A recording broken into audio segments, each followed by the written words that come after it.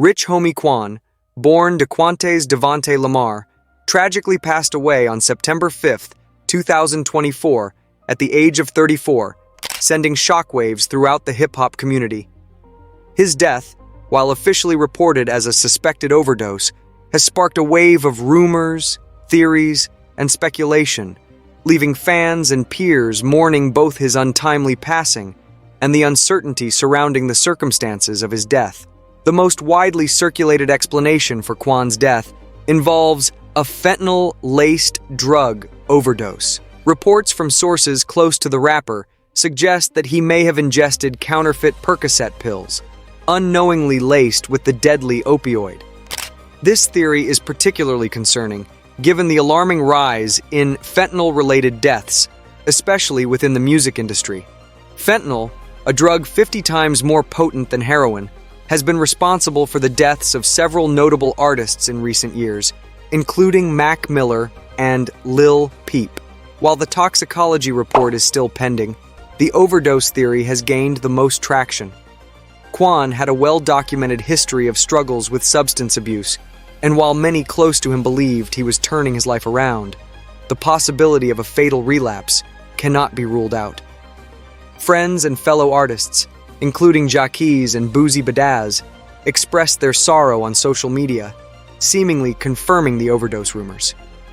Boozy, in particular, lamented that he had just spoken to Quan days before his death. Despite the overwhelming consensus pointing toward an overdose, many fans and individuals close to Quan find it hard to believe that this was the sole explanation, especially considering his efforts to focus on his family and career in recent years.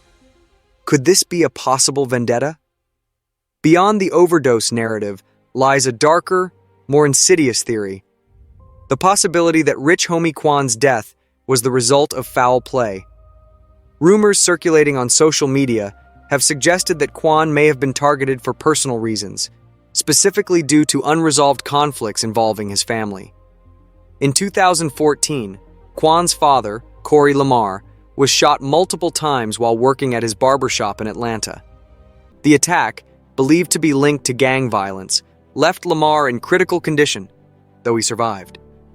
At the time, the incident was speculated to be connected to Quan's rising fame in the rap world, and now, some believe that Quan's death could be related to this earlier shooting. One popular theory suggests that Quan may have been pressured into revealing information about the assailants who shot up his father's barbershop. Some sources allege that Quan knew more than he let on, and his death could have been an act of retaliation or revenge by those involved. While this theory remains unsubstantiated, it taps into the often volatile nature of the rap scene in Atlanta, where personal and professional conflicts frequently spill over into violence. Additionally, the timing of Quan's death has led some to wonder whether it might be connected to the ongoing Young Thug and YSL trial. Quan and Young Thug were once close collaborators under the Rich Gang Collective, but their relationship reportedly soured over time. In a bizarre twist, Quan's name was mentioned in the YSL trial just days before his death, when a witness asked Young Thug in court whether he had issues with Quan. Thugger reportedly laughed off the question, but the mention of Quan's name in such a high-profile case has only fueled speculation that his death may be tied to unresolved tensions within Atlanta's rap community. Rich homie Quan's career was marked by both massive success and frustrating setbacks.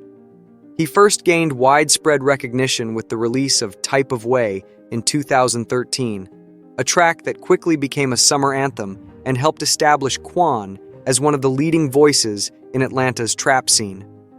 The song peaked at number 50 on the Billboard Hot 100 and catapulted Quan into the national spotlight. Following this success, Quan teamed up with Young Thug and Birdman to form the Rich Gang Collective. Their collaboration resulted in the release of Lifestyle, which became another massive hit, solidifying Quan's status as one of the most exciting young talents in hip-hop. He followed this with Flex in 2015, one of his biggest solo hits, peaking at number 26 on the Billboard Hot 100. Despite these early successes, Quan's career took a dip in the following years.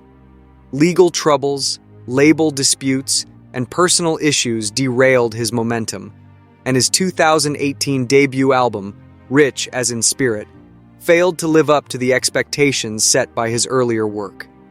Nonetheless, Quan remained a beloved figure in the Atlanta rap scene, and his music continued to resonate with fans who appreciated his raw emotional delivery and catchy hooks. In recent years, Quan had expressed a desire to refocus on his career and family.